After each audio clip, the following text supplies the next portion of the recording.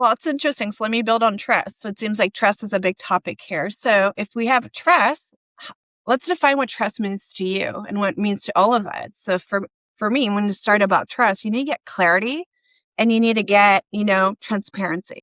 So where do you start? Obviously there's kumbaya on numbers, but numbers mean a lot. So I would say is the first step is really understanding the definition. So we're all aligned about the same language we're talking. We're not talking French, English, Spanish, or whatever. We're talking about numbers. So that's a common denominator and it helps build the trust.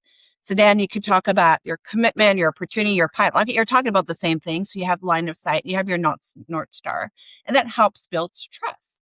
The second thing is, how do you ladder that up? So how does that ladder up on your paycheck? We all work, we love working, but we have an outcome and we need the outcome to grow. How do we ladder that to the financial statement? What does it mean to you? What does it mean to the company? What does it mean to your retirement, if you think about it? And then after that is like just the conversation itself. The conversation itself will tell you if you have trust or not. When you see that, you hear it in the QBR conversations, or you hear it on the forecasts where things are really answering the right question. You build trust when people are really answering the question, so what? Don't divert on negotiation and target and so what. If you answer to so what and the conversation is more about the risk, how do we get the outcome or North Star and what we really need to make decision quicker? That builds trust too.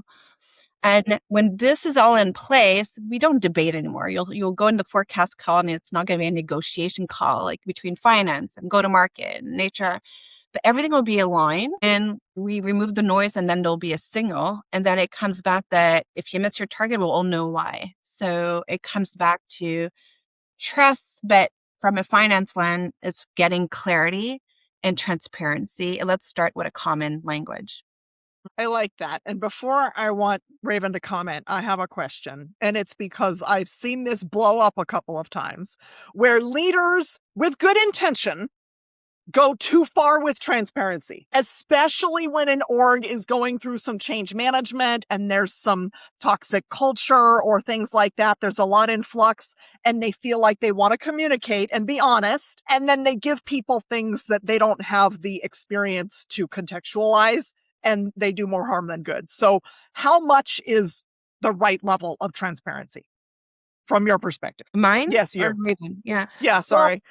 No. Sometimes panelists get the gift of the question I didn't prepare them for, so No, I'm sorry. There's a transparency, but it's like, what are the outcome and what's your intention? Are you transparent because you have a fear, or like what outcome you're trying to solve and what problem you're trying to solve? So it's like, I could be transparent in everything I did, but like, why would you care? And like, what does it mean? No, it's true. So if you think there's going to be an impact on an action or a decision or implication on risk or opportunity or visibility, or somebody could do something about it, then there's a way of being transparent. And transparent comes back to your level of confidence. Are you really confident of what you're saying? You're being transparent. You're not sure. Or like there's maybe something there, but I'm not the expert. So how you communicate of your level of confidence, expertise, and what does it mean and why, it just makes it easy.